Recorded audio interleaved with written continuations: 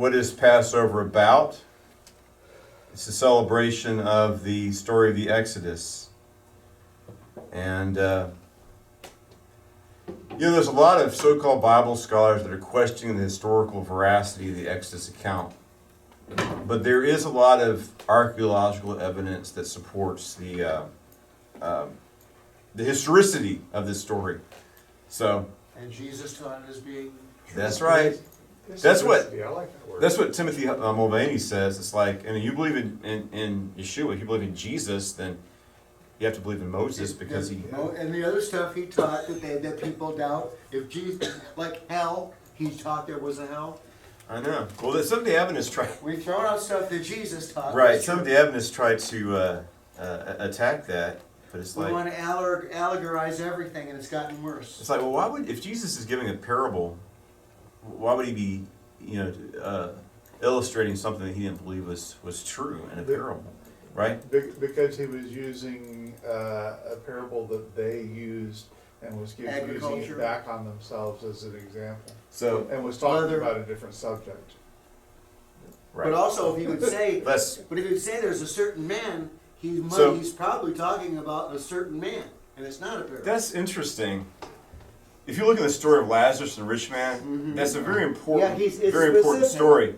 But one thing about that though, it does say because the subject of that story was really not about hell. That was not what the subject of the right. Well, one of the things is like, some of it could be metaphorical because let Lazarus dip his finger into water and touch my tongue because I'm tormenting this flame. There was a parable told by the rabbis already of that exact story that predates it by about 100 Well, there's similar years. stories from ancient Egypt as well, and then of course you have the apocryphal texts which explore the nature of the book of Enoch. I was thinking about that yesterday. I was reading the book of Jesus Sirach called Ecclesiasticus. I'm working through it, and he actually refers to Enoch in a couple of places, and but. That's the one area I'll probably theologically disagree because I actually do believe that there's not an eternal hell, but an all-consuming right. Well, fire. The church fathers just like debated about that because, like Origen, who else? The idea is like, Origen. This is very controversial. He thought that hell was going to be a purging, and at the end, everyone is saved. No, that I don't believe. Exactly. Well, and Origen's not the only church father that said that. That's the universal salvation, and that's very new age. That is not. No, I had a girl. My new age girlfriend told me that Satan was going to be saved. That's what Origen of Alexandria said. Well, after he's tormented in the flames of hell for a long time. Something appeared to her and said, All right, I'm the unseen one, worship me. By the way, I guess what she did. I don't have to be told you. Right, this is an important archaeological discovery. I think I'm going to save this for the worship service part. But this is the earliest appearance of the divine name. A close-up of the Solid inscription along with the drawing of the cartouche, mentioning the nomads of Yahweh, or it's actually YHWW. This is the earliest inscription we have of the name, the Tetragrammaton, the divine name. And where was that? In Sudan, of all places. This is, I guess, a satellite image of the, it's the Hebseb, temple of Amenophis, or Amenhotep the third. I think Akhenaten was Amenhotep the fourth. It's not. Looks like it's pretty much destroyed, right? Some of the columns are still standing. It's in Sudan. So we'll talk about that more in a little bit. All right, let's take a look at this. The Exodus story is important. I mentioned this before. We need to know our history, know who we are, where we came from. We need to know about the mighty acts of God through history. And speaking of Jesus Sirach and Ecclesiasticus, he has a section in the back where he goes through, from creation, how God used different prophets, Adam, Enoch, Moses. It goes through. It's very important because it's he's showing what the Bible looked like to them in 200 or so BC. All right, let's talk about today's lesson, the sign of Jonah. And this is kind of funny. It looks like this is a Nice graphic. Very interesting depiction. Yeah, it says Very Catholic, obviously, with a halo. No, that's Greek. This is Eastern Orthodox. It's like an icon. Okay. So we'll look at some Catholic artwork in here in a minute. The sign of Jonah. And Who did the graphics? I put this together. Now, last year I was in northern Iraq visiting the Assyrian community there. And the story in the Bible, the book of Jonah, Jonah goes to Nineveh, which is, today it's Mosul. It's northern Iraq. Mosul is Nineveh. Yes. Interesting. They actually had this is the tomb of the prophet Nahum, because there's two prophets in the Old Testament. Nahum. This is actually his tomb. The Bible calls him Nahum of El-Cush, and he prophesies judgment upon Nineveh. We need to be. I was thinking about today, where we're at as a country, and it's like, can we escape judgment? I hope it's like in the book of Ezekiel, where when judgment falls, Yahweh goes around, he puts his seal on the heads of his people, and just he has his remnant. Pours out his judgment upon the evil people. So there's this. It's crazy. What I was seeing is on the Tucker Carlson. This is transgender. Yeah, we're seeing a separation. We're like Sodom and Gomorrah. A separation of the sheep and goats. Right Our now. nation is like Babylon, but there's this woman. She had to compete against Leah Thomas, and she just gave a speech. And it's like, this isn't fair. I competed my whole life to become the best swimmer. Since probably elementary school, to have a man, and she experienced this. They made me shower with this man. He might be claiming he's a woman. He's biologically a man. He exposed himself to her. She felt so violated. And apparently he's gawking at them in the shower. So she gave a speech about her issues with this in some college, and they tried to kill her.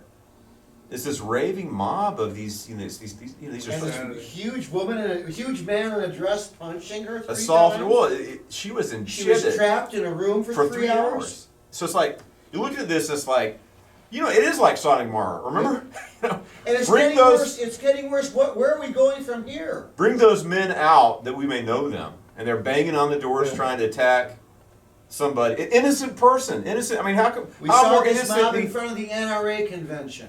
Yeah, Jeff was blowing his shofar, and what happened? I had to park the car, come back, and Jeff was blowing the shofar. I was blowing the shofar. This guy grabbed Jeff's shofar, and he's got the what do you call it? The lace around it.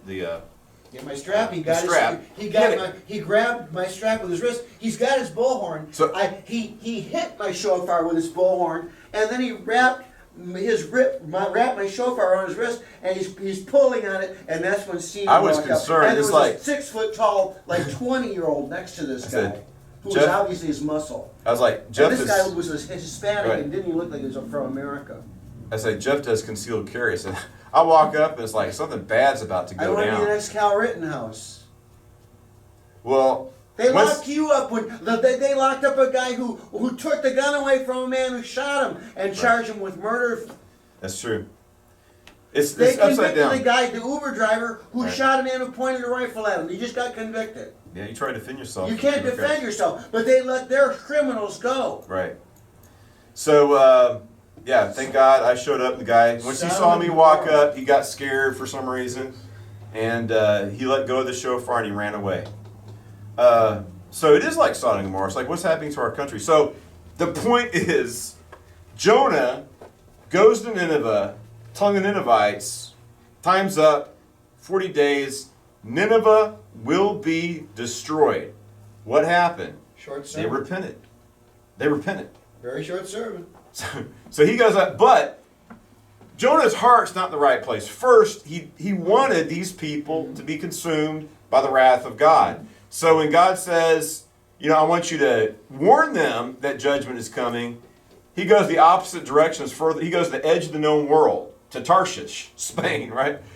I want to go the opposite direction as far as I possibly can, to the edge of the known world, to get away from God's commandment, to preach these people, because I know that if they repent, God will have mercy and spare them, and I want them to get their just deserts. With these people, with our young people, I feel sorry for them.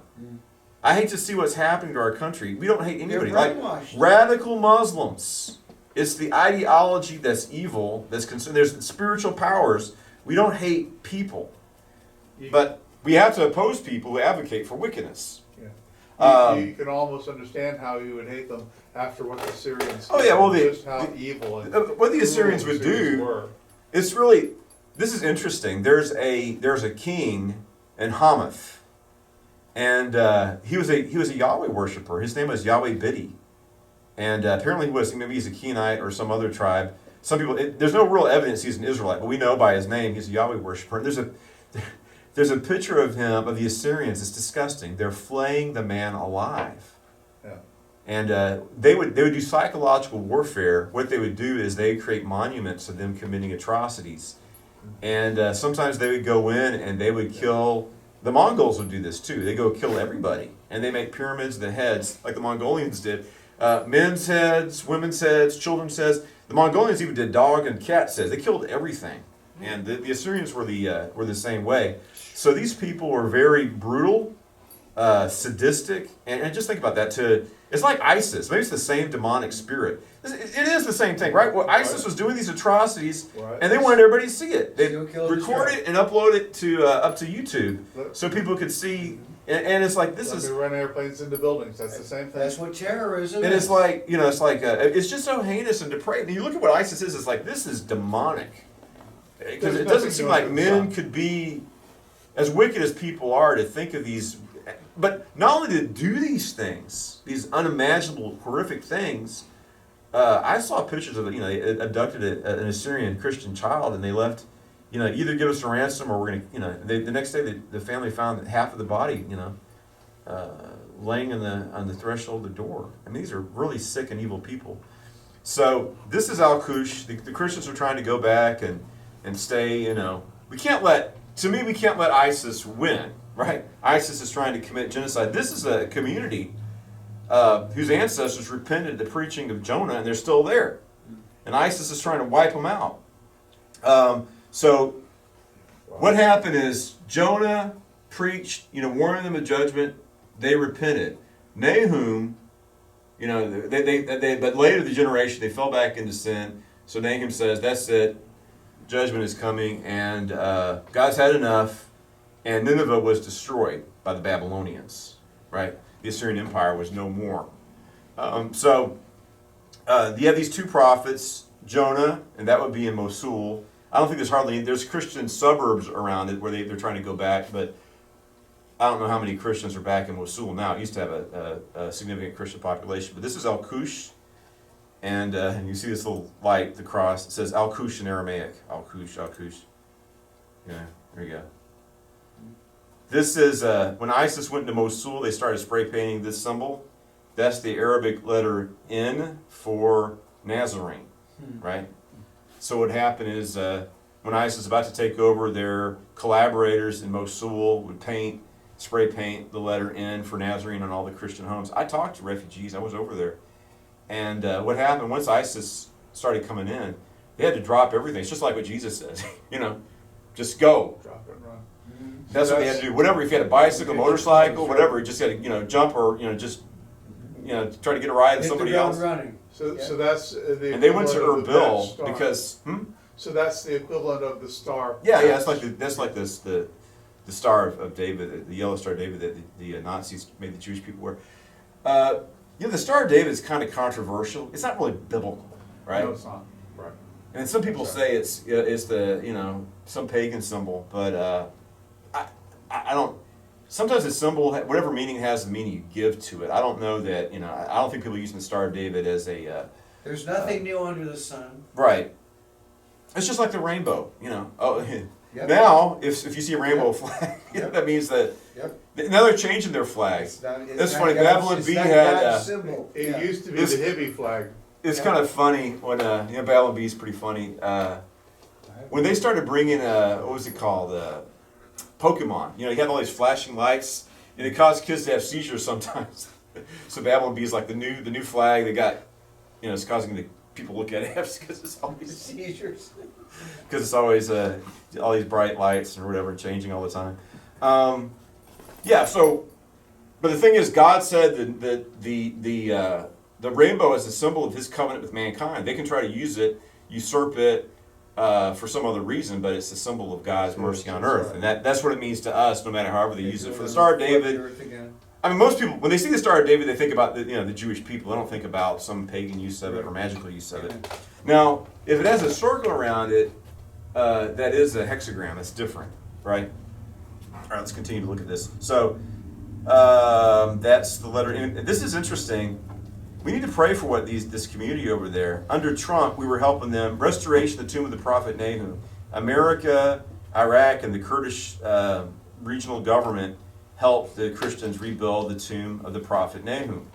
There's me in it's a mirror image, trying to get a selfie. Restoration of the tomb. Now these people are being abandoned. That's my friend Mofuk. He actually fought in the militias against ISIS, the Assyrian militias. That's the tomb itself behind me. There's me in there. Okay. The sign of Jonah. It's the story of Jonah, really quick. It's a very charming story. We already talked about it. So Jonah he's mentioned in, I think, the book of Kings. He's commanded by God to go and preach to the Ninevites. He doesn't want to do it, so he runs the other direction. What happens to him is he's on a sea ship, right? And the Lord sends a storm. And they realize very quickly this is not a natural storm, right? This is something's going on. What is Jonah doing? He's asleep in the bow of the ship, right? They wake him up. And they tell him to pray to his God. And then they cast lots. Obviously, this is the wrath of a God against somebody on this ship. Who is it? The lot falls to Jonah. Jonah admits this, no, I'm a prophet of God Most High, the Lord of heaven and earth, creator of heaven and earth. And I'm running away from God. They try to spare him, and then they realize it's like, as long as he's on this boat, we're doomed. They throw him over the boat, and then the sea becomes calm. Right, and then a great fish. A great fish. Before you go on, he's still trying to do the same thing. God never told him to throw himself overboard. He's the one that told him to throw him overboard. He could have He's trying to commit suicide rather than go to Nineveh. That's right. That's a good insight right there. He could have said, "Hey, let's turn around and take me back. I need to finish my quest for the Lord."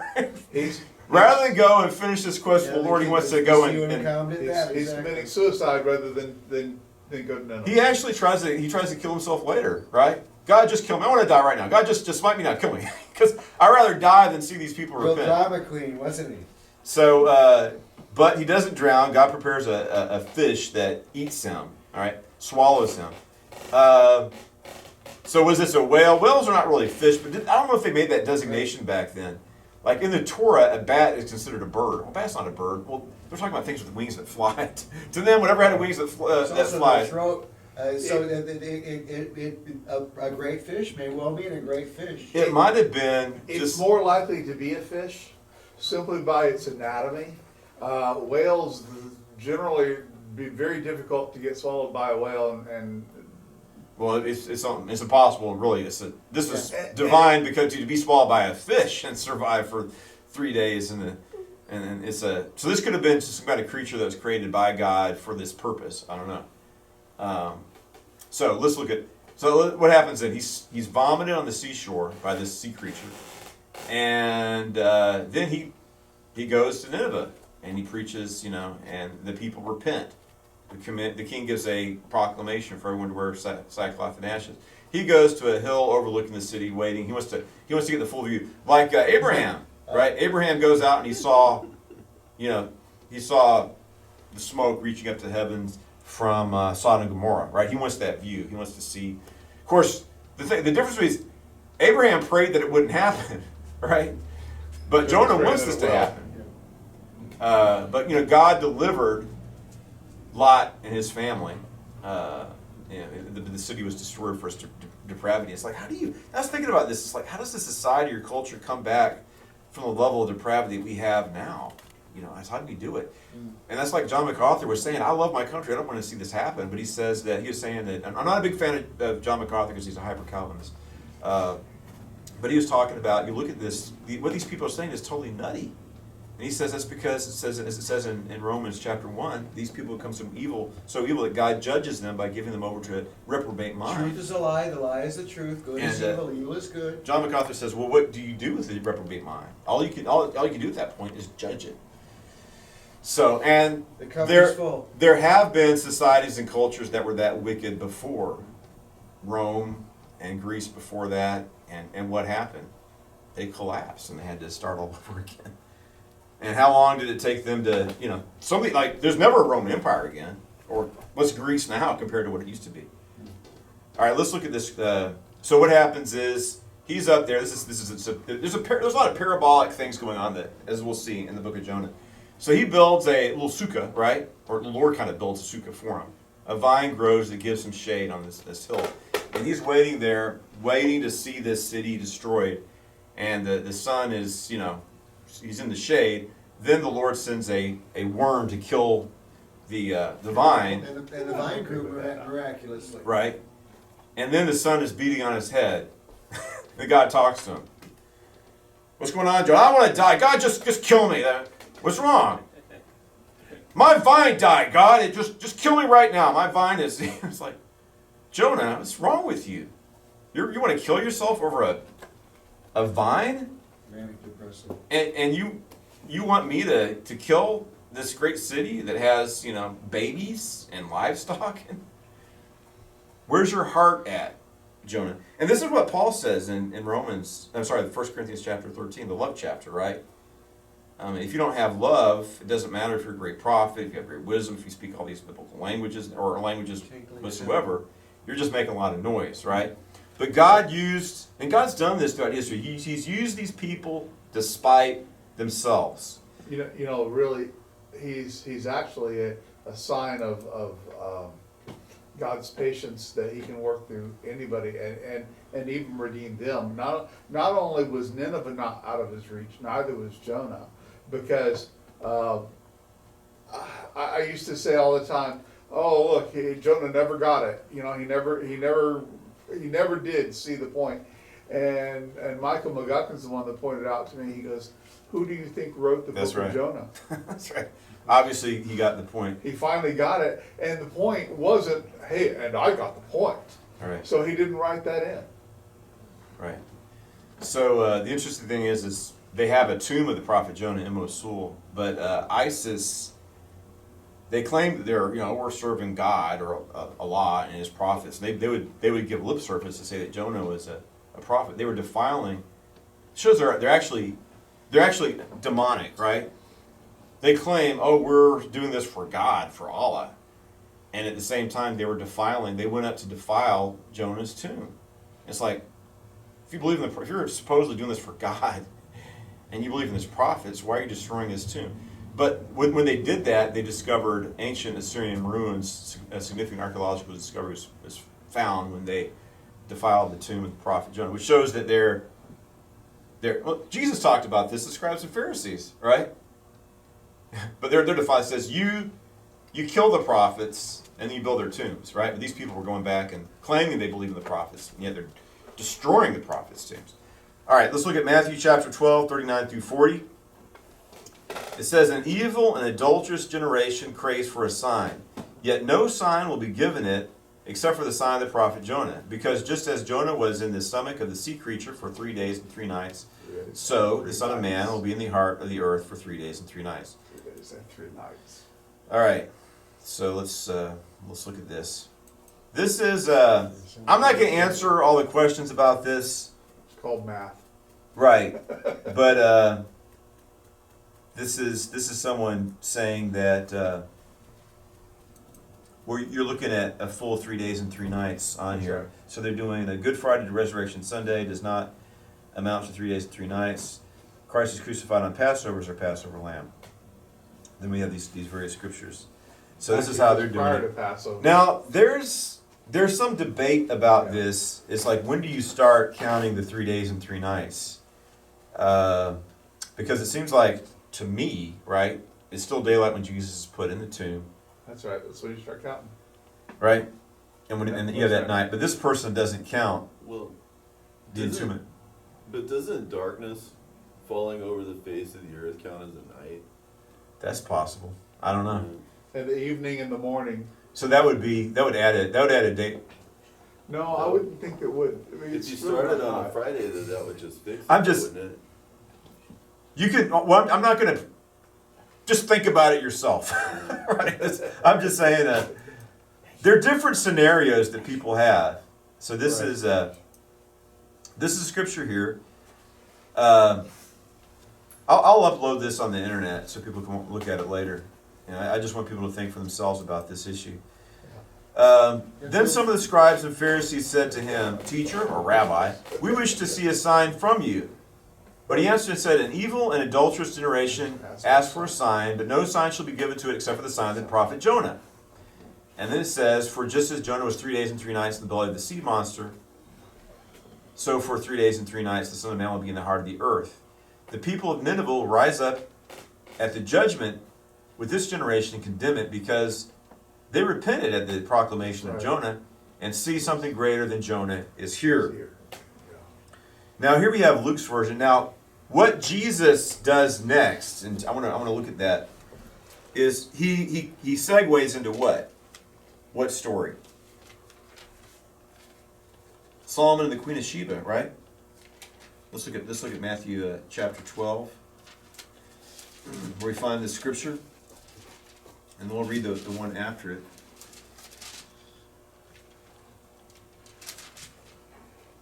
This is but you know, one thing that we need to point out also is that Jesus did do signs. The Gospel of John is, I got my tract back there called the 7 Signs. Every time in the Gospel of John that Yeshua does a miracle, he says that it is a sign. So what are the 7 signs of the Gospel of John? Water and wine, Water and wine is the first one. the healing of the nobleman's son. That's correct. I think. And I think that's all it specifically mentions, isn't it? And then No, I think it. like it doesn't explicitly say this is the 3rd or the 4th or the 5th sign, but it does with those two. I think it has 7 miracles. It seems to be structured. I think there's other places where it does use the. I think it overtly says it, but it might use language suggesting the other ones are signs as well. So Does it water to bear the wine. signs that he told to John the Baptist's disciples? Well, there's that too, right? The lame walk, the blind see, the poor have the gospel preach. He's going from Isaiah, right? And blessed is him who is not offended in me. But they're trying to say, we don't believe you. You got to prove yourself. We're commanding you. They're tempting God. Give us a sign now. You know, you don't do that to God. So, by the way, let's do the 7 signs real quick. Water to wine, healing the nobleman's son.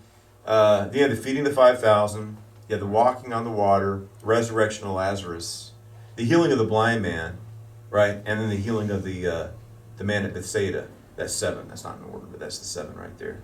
I was discussing with my boys about the difference between raising Lazarus and the other people that he raised. Lazarus had been in the tomb for like 5 days, right? Well, yeah, 4 days I think it was. But maybe How many? 5. But it had to be more than 3, and the other ones not. They were still at funeral stage or just died stage, and so it wouldn't have had the same proclamation to them because they didn't consider someone truly dead until he'd been dead for 3 days. Because what if he only swooned? Right. Well, how many people in the Bible do we have? The widow of Nain. They're doing a funeral for him. I mean, he's being entombed, and Jesus walks by and resurrected. Right, but The daughter he of was Jairus. being entombed. He hadn't been entombed. Right. And this, it was a funeral. But Lazarus was the only one. Why they do the funerals if they don't know if they're dead? I don't understand. That would happen. I mean that's not uncommon for even people had that fear that they'd be in a comatose state. And they, I heard there's like people have bells. They had a little cord going into the in case you woke up and get ding ding ding ding. It's like there was concern about that, but all right, let's continue. Well, once you have the stench of decay, like they believe that Lazarus had on him, you're obviously dead. He Okay, stinketh, yeah. let's look at this here. So the men of Nineveh shall rise in judgment against this generation that shall condemn it, because they repented the preaching of Jonah. But behold, something greater than Jonah is here. Sometimes sins that we think aren't all that bad, are bad. Like not having pity, being too judgmental, unbelief. Jesus was appalled by people's unbelief, right? He goes back to his hometown Nazareth, and sometimes it says he was shocked at their unbelief. I mean, if you can't believe, then the Lord can't do anything with you. And he marveled Robert's at talked faith. about this. Is you have people who are just so they're given over to evil. They're looking at Stephen, and Stephen is being transfigured almost like Jesus was on the mountain. He's transformed. He's taken an angelic form, and then they're gnashing their teeth at him. They might grinding their teeth or trying to bite him because they're demonized. They're religious, but it's not. They're still. Jesus says they're straight up evil. So. And we can't condemn because we don't know that they're not going to be someone who even demon possessed were saved. Right, there's people that have been that go to Jesus that have some kind of demonic oppression that want to be set free, right? Right. Sometimes you have medical conditions, but in the Bible, sometimes these diseases aren't medical conditions; they're demonic in origin, right? Where Jesus is a spirit of affliction; it's not an actual medicinal or a biological problem. So they repented the preaching of Jonah, but behold, a greater than Jonah is here. Jesus is greater than Moses. Jesus is greater than Solomon. Jesus is greater than Jonah. But let's look at the type and symbolism between Jesus and Jonah in a moment. Then it says, the queen of the south, that's the queen of Sheba, shall rise up in judgment with this generation and shall condemn it. For she came from the uttermost parts of the earth to hear the wisdom of Solomon, and behold, a greater than Solomon is here. He has this warning. It says, when the unclean spirit is gone out of a man, and walketh among the dry places, seeking rest, and findeth none, he saith, I'll return into the house from whence I came. And when he is come, he findeth it empty and swept and garnished. And he goeth and taketh with himself 7 other spirits more wicked than himself, and they enter into that and dwell there, and the state of that man is even worse than it was at first. So it shall also be with this generation. When we have revival, we need to have the Holy Spirit indwelling within us, not vacancy, right? Yesterday I was watching, this Tucker Carlson was talking about the transgender movement, and he says, this is sad, I hate to see this, it's true, we need a revival, and he's saying today's Good Friday, but he says there's probably a lot of people around you that don't know it's Good Friday, don't even know what Good Friday is anymore. And he says people talk about this being a post-Christian or a secular nation, he goes, it's not. Spring break, but these people they'll do Ramadan and Yeah. Pride Month, but they won't. Right. But they've done away with Christmas, spring break. He was saying that, he goes, human beings are religious by nature. They're going to, he says, even if it's Yeah. atheism, It's what- yeah. you're going to worship something because you're created, you're wired up That's right. to worship That's something. system of beliefs. And he says the new this is these people, the Yeah. transgenderism is a new religious movement, and they're religious zealots. And pushed in our educational system and by the White House itself. That's right. That's the problem. Sometimes it's wonder. You think about that. Is this a cultural problem? Are these work corporations pushing it? But then it's like DC itself, Washington is doing this. Brainwashing. So that's why we need to have a restoration. Another thing interesting is Jonah is in Iraq. The Queen of Sheba, they have the Sabian kingdom, which is in Yemen, but it extended into Ethiopia. I think the Ethiopians actually use the ancient language of the Shebians. They consider themselves, their legends is that the Queen of Sheba, what do they call her, Makeda, she was Ethiopian. And she traveled, and King Solomon seduced her, and she had Menelik, the ancestor of Haile Selassie, right? But what do we have going on in both of these stories? What's the similarity?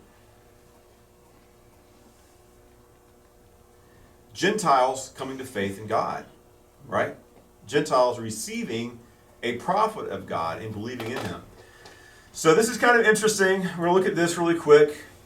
This is Luke's version of the same verse, and he leaves out, it says, when crowds were increasing, he began to say, this generation is an evil generation, that's for a sign, and no sign shall be given it, except the sign of Jonah. Just as Jonah became a sign for the people of Nineveh, so the Son of Man will be this generation. He doesn't say anything about 3 days and 3 nights at all. Right? It's just not there in Luke's version for some reason. Then Nineveh will rise up in judgment against this generation and condemn it because they repented at the proclamation of Jonah. To see something greater than Jonah is here. So some scholars are saying, well, maybe there's something else. What is it he's getting at? What is the sign of Jonah? But I think what Matthew is doing, he's clarifying. Luke doesn't say exactly what the sign of Jonah is, but Luke doesn't say what it is. Matthew clarifies what it is. This is Michelangelo. This is Michelangelo, right? The Sistine Chapel. It's kind of funny. He's got the fish right there. That's from the Sistine Chapel, the prophet Jonah. All right, this is kind of interesting.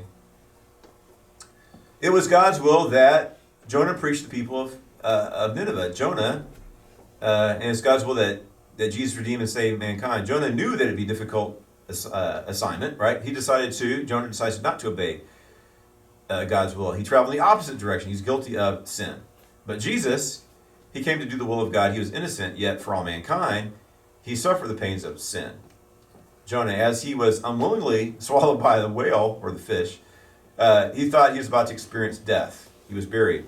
And on the cross, Jesus willingly experienced death, and he was buried. In the depths of the sea, there is no light. In the whale's belly of hell, he stayed 3 days in darkness. Jesus was buried in the tomb. There was no light in the tomb. His body lay 3 days in darkness. Jonah repented, and the whale arose from the depths of the sea and spit him out. Jesus rose again from the grave. He was resurrected. He was alive. Jonah has kind of a prayer, right? When he's in the belly of the well, he has a prayer of repentance and a prayer that glorifies God. We need to submit to God. So what does this have to do with Passover and everything, really, right? With Yeshua's death and resurrection. It says, this is chapter 2. Then Jonah prayed unto the Lord, Yahweh his God, out of the fish's belly. And he cried and said, I cried by reason of my affliction to the Lord, and he heard me. Out of the belly of hell cried I, and thou heardest my voice. For thou hast cast me into the deep, in the midst of the seas, and floods compassed about me. All thy billows and thy waves passed over me. Then I said, I am cast out of thy sight, yet I will look again toward thy holy temple. The waters encompassed me about, even into the soul. The depth enclosed me round about. The weeds were wrapped around my head. Jack Chick did this. You ever see that in the first Jaws little illustrated comic book? I may have shorted some of those if I can. Where he has it where Jonah has a picture of him in the belly as well. He's like, and it's a small space. He's got seaweed wrapped around his head, and the stomach acids are, discoloring his skin. Probably were. He was probably quite a sight when he hit that beach. Yeah, he comes out looking sort of like the mummy. He was probably pretty scary when he hit Nineveh. I went down the bottoms of the mountains. The earth with her bars was about me forever. Yet thou hast brought me up my life from corruption. Thou hast brought my life from corruption, O Lord my God. When my soul fainted within me, I remembered the Lord, and my prayer came unto thee, even into thy holy temple. They that observe lying vanities forsake their own mercy. How many people's lives are consumed by lying vanities? What do people live for? The natural man that receiveth not the things of God, right? What does that mean? God created nature. It's just, you get these people that, I think God gave us our bodies, he gave us, our physical impulses. But you get people who are consumed by sensuality and don't have place for the transcendent or God or meaning or purpose or thinking deep thoughts, right? Frivolous things, vanities, and people are consumed by that, and they to their own destruction. But I will sacrifice unto thee with a voice of thanksgiving. I will pay that which I have vowed. Salvation is of the Lord. What is the word salvation in Hebrew? Yeshua. And the Lord spake unto the fish, and it vomited Jonah out upon the dry land. So there's a lot going on here, and as we see in this, I wish I had a picture of it. There's a, I got these Aramaic icons, and the early church saw it because I think it's pretty overt in the book of Matthew here that this is symbolic of what Jesus is going to do, right? He sort of metaphorically, Jonah dies and is entombed for 3 days and 3 nights, right? And it's the belly of hell, and then he's in the, I guess this fish goes to the depths of the sea, right? As far as he's dead and buried, and yet he rises again and he proclaims what in the end is a message of salvation, right? To pagans. And that was his problem. It's like, I'm an Israelite. I am God's chosen people. These people, the Assyrians, are the enemy of God's people. And then they're wicked and they oppress us. But he preached to them and they were saved. And interestingly, every year, it's in November, the Assyrian Christians, they have they call it the rogation of the Ninevites. They fast. They have the fast of Jonah. They fast to remember this event in the life of their ancestors. So, what happened? That was too quick. All right. That's an Aramaic icon of that says Yonan Nabi. Right, the prophet Jonah. All right, so we're going to look at here. How much time do we have? Someone's on close up. Let's look at the symbolism of Passover. Right, we see this picture. See that? Picture behind. Yeah. I am the door. If anyone enters by me, he will be saved. John chapter 10, verse 9. But what we see here is, this is, you got the symbol of the cross, right? There you have the titulus, and you have the crown of thorns, you have the nails. What did they do? The Lord said they were to sacrifice a lamb or a goat kid, and then place the blood above the door on both sides. And that would be a sign for the angel to pass over. And it seems to me that in doing that, they would have made a cross, right? You dab it on the top and on both sides. As you dab on the top, it's going to drip down and you go to side. A cross was painted on the doors of the Hebrews' residences, right? On their homes. So, and Yeshua says, I am the door. I am the door. If anyone enters by me, he'll be saved. That's very significant. But what else do we have? Is we have the blood of the Lamb. Here's the next question. I can't make the Aramaic on top of that out. It's kind of I guess it doesn't matter. This is the Last Supper. Was the Last Supper a Passover Seder? No, but it was the Passover Seder where it's alluded to. Yes or no? No, but it was alluded to. Everything but the last cup. All right. Why is there a controversy about this? I'm going to talk about this more during the worship service. All right, let's go through this and we'll take a break. I want to look at day by day what happened during what we call Holy Week. That's a young me. How old am I in that picture? Probably 24, 23. That says that's also in Aramaic. This is Marcos. I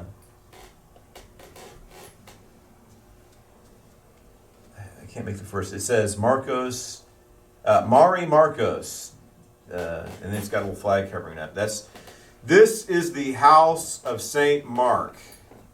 This is where the upper room is, right? Remember when Peter fled from the angel released them from prison. King Herod Antipas, or this is King Herod Agrippa the First, is trying to kill him, right? Where he went to the house of the family of Saint Mark, right? So this is it. I'm in Jerusalem. This is a really amazing thing. I spent a week in Cairo, a week in Jerusalem, a week in Cairo, and came back home.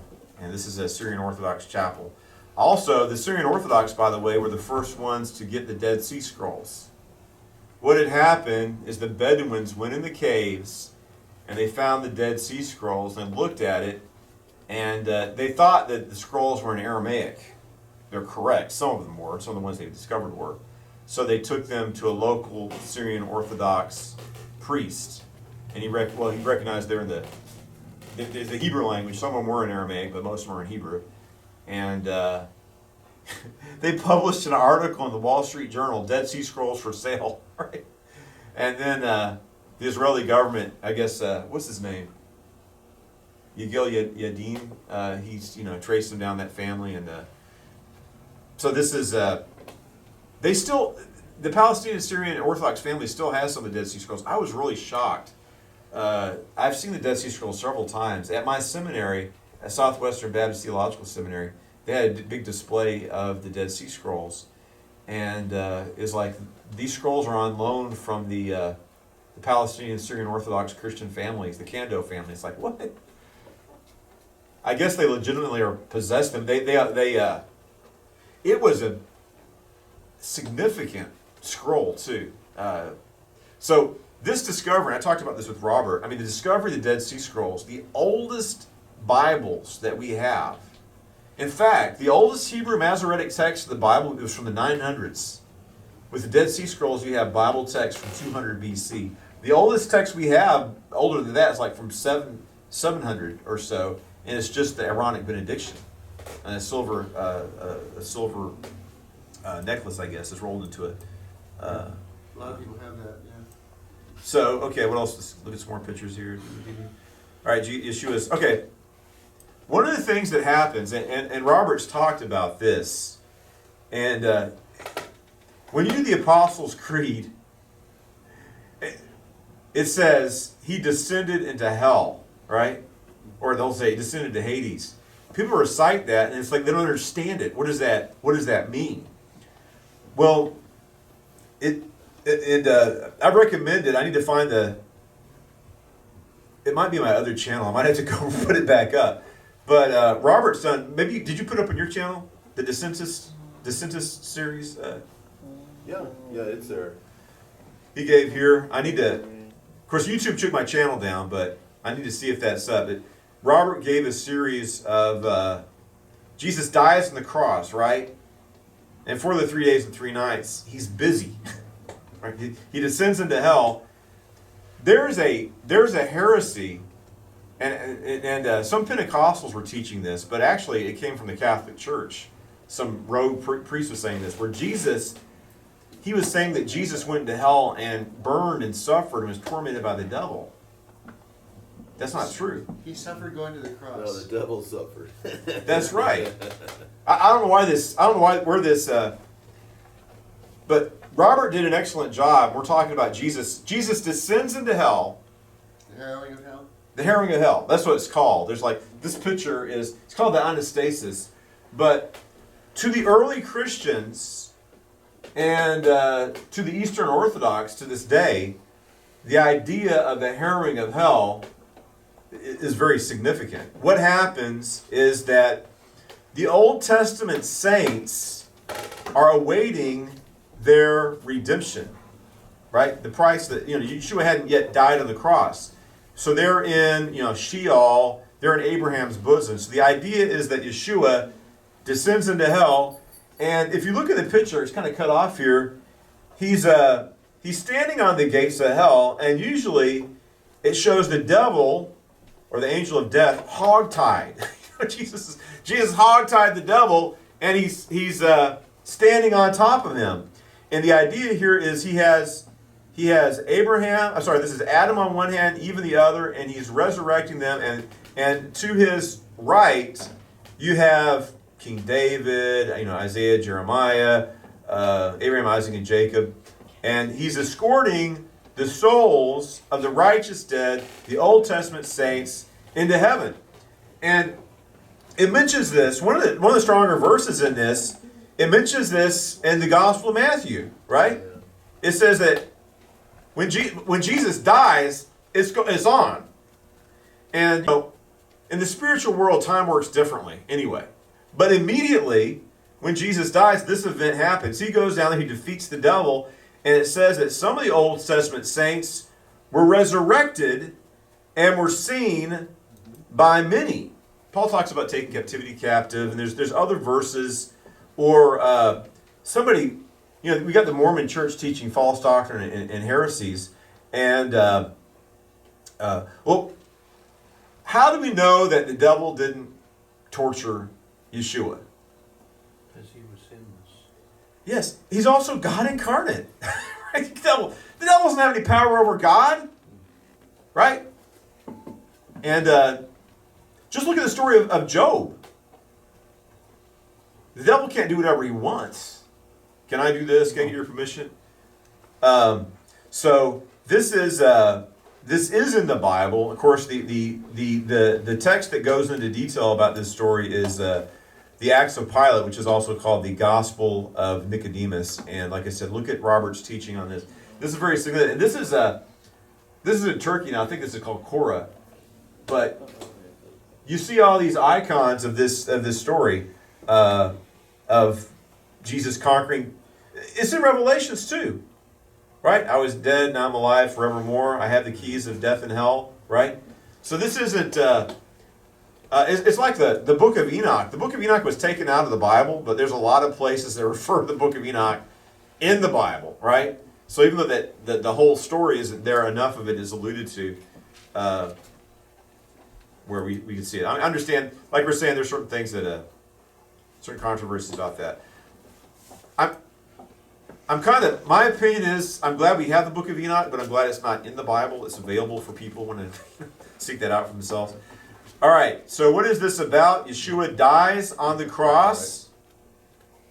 He resurrects, but he also has this harrowing of hell incident, and then we have the resurrection. This is another Syriac. You see the Aramaic over the angel's head.